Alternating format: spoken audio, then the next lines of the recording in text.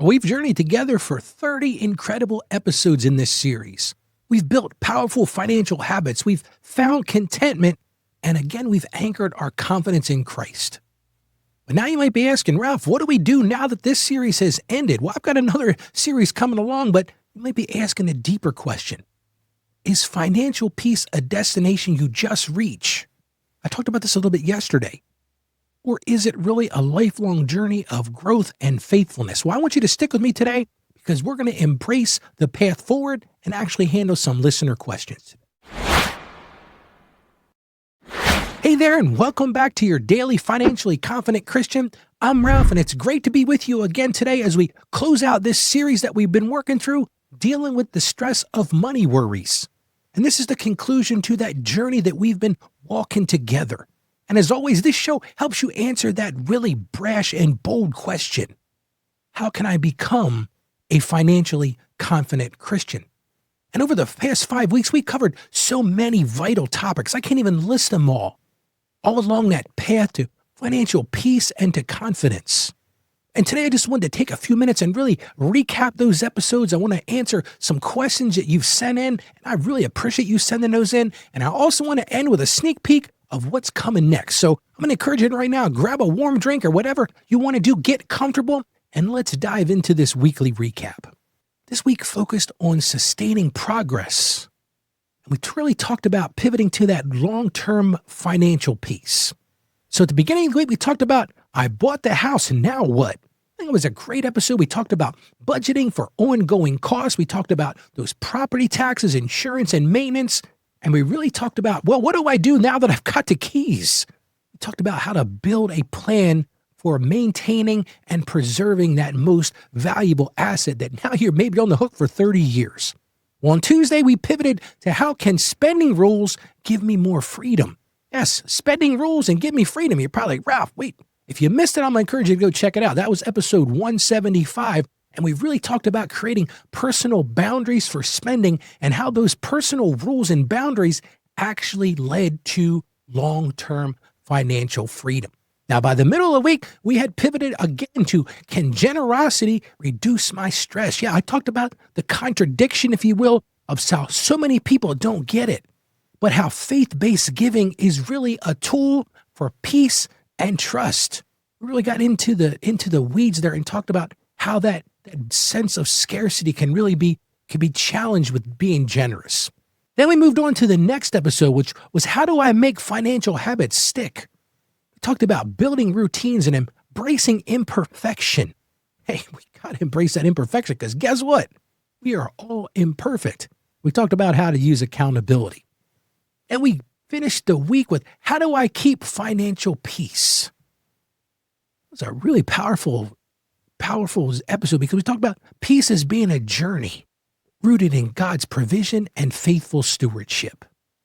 And see, these episodes really sparked some fantastic questions, and I wanted to get into those today and just take a couple minutes to sort of debrief and answer some of the most beautiful questions that you folks sent in. So the first one was this one. Came to us from Chris. And Chris, he was talking about that first episode 174. And he said, Ralph, how much should I save for home repairs? And I thought that was a really good question because a lot of people don't have any concept that I got this new house, but I don't really know what to do with this, Ralph. What do I do? Well, here's the thing I mentioned in the episode, and I'm going to reinforce that today. General guideline is save between 1% to 2% of your home's value annually for repairs. So as I talked about in this show, if you've got a $200,000 home, budget $2,000 to $4,000 a year for repairs. And you're thinking, Ralph, that means $400 a month? Yes. You got to preserve that asset. So start with what you have and then build that over time. I really thought that was a great question, Chris, because so many people, they buy the house, they get the keys, they unpack the boxes, and all of a sudden stuff starts to happen. The roof starts to leak, or maybe the seals around the bathtub go bad. These are all things that you've got to plan for, because if you don't plan, you will fail. But if you've got a plan and those emergencies happen, listen, I've been a homeowner for many years. Stuff happens. So start with what you can, but build that over time. And look at the book of Proverbs, chapter 24, verses 3 and 4. It reminds us of the wisdom and preparation. So if you haven't read that verse, I'm encouraging you to go do that. Again, that's Proverbs chapter 24, verses 3 and 4. Well, our next question came from Maria, and she was talking about episode 175, and she asked this very, very pointed question. She said this, she says, I break my spending rules when stressed and I feel guilty. Yeah, Maria, guess what? That's very normal. You're probably listening to this right now and going, Ralph, yep, I do that all the time. It's normal. And if you hear nothing else I talk about on the show, know that you're going to be imperfect. You're going to make mistakes. You're going to trip and fall, but the key is to getting back up. Look at the book of Galatians, chapter 6, verse 9. It talks all about don't giving up. I'm going to encourage you to go back and read that and practice grace. Maria, practice grace. But as you're getting past that, breaking up that spending rule, here's one of the things that I think you really need to focus on. It's real easy to say, well, I'm going to forgive myself. Things happen. But one of the big pieces of learning and the piece of moving forward is to review why it happened. Why did this happen? What did I do? What was the mistake I made? Was my budget wrong? Did I make some kind of a fatal error in the creation of this schedule or this plan of how I'm doing things? But then you got to restart with intention. So don't wait until the next week. Don't wait till the next paycheck. But right away, as soon as you realize you've made an error, you've made a mistake, you feel that stress, you feel guilty, that actually is a good thing. That feeling of stress and that feeling of guilty means that you have a conscience and you know something is off. So restart again with intention. This is another place where I encourage you to go to that accountability partner we talked about in episode 146 and really ask them for assistance on, hey, I'm struggling right now. Can we have coffee? Can we get together and just talk about what's going on? So Maria, thank you so much for that question. Well, our third question comes to us from James, and he said this. He says, can I give if my finances are tight? Yes. You can, and I talked about that in episode 176, so if you miss it, I'm going to encourage you to go check it out. You absolutely can. In fact, as I talked about in that show, the very act of giving, in my personal view, and I think in a religious Christian view, is that little bit will actually break that feeling of scarcity. And from a real perspective, from a practical perspective, you got to start small. But have that intention. Be cheerful about it. Look at the widow's mite. Talks about that in the Bible. It's not the amount. See, so many people get hung up on, well, Ralph, you said I got to give 10%. That's what the Bible said. First of all, Ralph didn't say that. That's what the Bible says to tithe this. But listen, maybe you can't start there. It all comes down to your heart. See, it's the heart that counts. It's not how much. It's the heart that counts. And see, generosity, as I talked about in that show, is about worship. It's not the amount that you give. Being generous is about worship. It's not about, I give 10%, I give this. That's not what it's about. And the challenge I mentioned, I'm going to reinforce that today. Because really the challenge is to give what stretch your faith without neglecting your needs. Listen, I'm not telling you not to eat, not to feed your kids, not to pay your bills so that you can be generous and give. I'm not saying that. If you're hearing that, you're not hearing me correctly. Give what stretches your faith without neglecting your needs. So to answer your question, James, can I give if my finances are tight? Yes. Look at your budget. Find some margin in there. Maybe you're going to plan a date night with your wife to go out to the movie. Well, maybe you do a date night at home and you take that money and you donate or use that for a church donation. You can find something in your budget. Well, let's look at our fourth question. This one came from David. David wrote this, and this is in reference to episode 177. He says, how do I make these financial habits stick? Big takeaway, David, and I said this in the episode, is schedule them. See, when we treat things like appointments, when we put them on the schedule, we're more likely to do them. So schedule them. And then the other thing I mentioned in that show was embrace imperfection. You've probably heard that 10 times already today. Because guess what? We are all imperfect. So embrace that perfection. Use that accountability and go back to that book of Galatians chapter 6, verse 9. The big takeaway from that verse, and I'm going to encourage you, maybe you post this on your phone or put it up near your computer, but don't become weary in doing good. So I just want to thank you again for that question, David. What a great one. How do I make these financial habits stick? Schedule them, treat them like appointments, embrace imperfection, use accountability, and don't become weary in doing good. It's about that journey. We got another great question from Michael. And this was in reference to episode 178. Michael said, how do I maintain peace long term? Well, Michael, guess what? That was the goal of that show. The goal of my daily show every day is how do we become, financially confident Christians? What that means is how do we become peace-filled Christians? And I mentioned this in the show, I'm going to encourage you to do this, right? Continue your core habits, those things we talked about all along this series and all in the show. Maybe for you, it's building that emergency fund. Maybe that's something you really feel convicted about. I really feel like I got to do that, Ralph. So make that your long-term peace goal.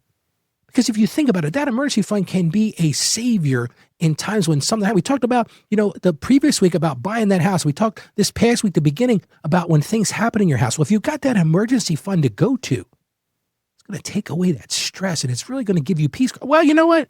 I really don't want to have to replace my roof, but guess what? I've got the money to do it.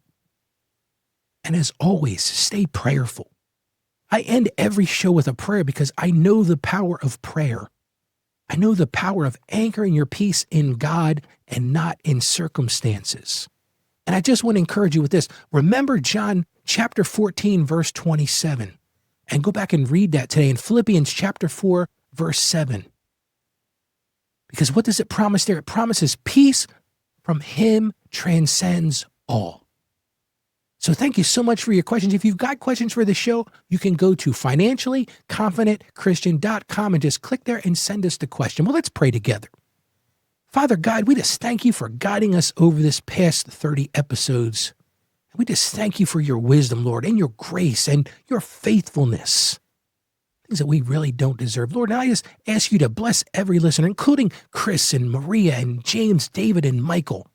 And I just want you to really strengthen them, Lord, and strengthen us as we go and try to win over these habits. And just grant us peace, Lord. Grant us trust and grant us enduring stewardship. May our finances be used for your glory. And we ask this in confidence. In Jesus' name, amen. Well, I just want to tell you, congratulations on completing this part of your journey. You've taken meaningful steps and you're taking meaningful steps towards financial peace, but this is just the beginning. As I talked about on yesterday's show, this is the time to just start. This is the time to keep growing, keep applying, and keep trusting in the Lord. And I'm going to encourage you right now, share this series if it blessed you. There are many people out there hurting right now. They're feeling that shame of being stuck in that financial cycle of just guilt and shame. And this series and this show can really be impactful to them. So I just encourage you to share this show with them. Share this episode specifically with them. Maybe it'll be something that will really impact their life.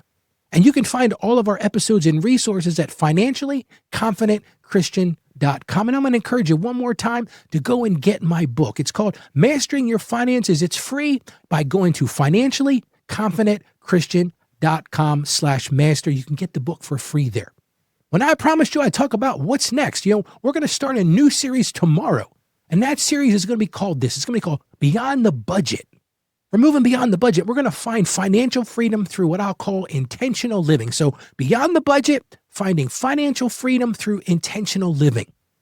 We're going to dive into purpose-driven money management and talk about aligning your finances with your values and your calling. So we're going to start that tomorrow. I'm going to encourage you, don't miss it. If you know somebody else that'd like to get in at the ground level, tell them, hey, Ralph's starting a new series tomorrow, so don't miss it. And let's go out there today and be financially confident Christians. You can do this. I believe in you. Believe in yourself. Stay financially savvy. God bless you, and you have a great day today. Thank you for joining us today on the Financially Confident Christian Show, where we're breaking the cycle of financial shame with confidence and faith. If you found value in this episode, a simple click to subscribe means you'll be invited right back for our next conversation. And remember, financial challenges don't have to be overwhelming. Just ask Ralph. This show is a production of Ask Ralph Media and is supported by Saggio Accounting Plus. The information shared in this episode is based on data available as of the date of release. Saggio Accounting Plus and Ask Ralph Media Inc. are under no obligation to update this content if circumstances change. Please note that applying this information to your personal situation requires careful consideration. This episode is not intended to serve as financial, tax, or legal advice. Always consult your trusted tax advisor or attorney before taking action based on anything we've discussed.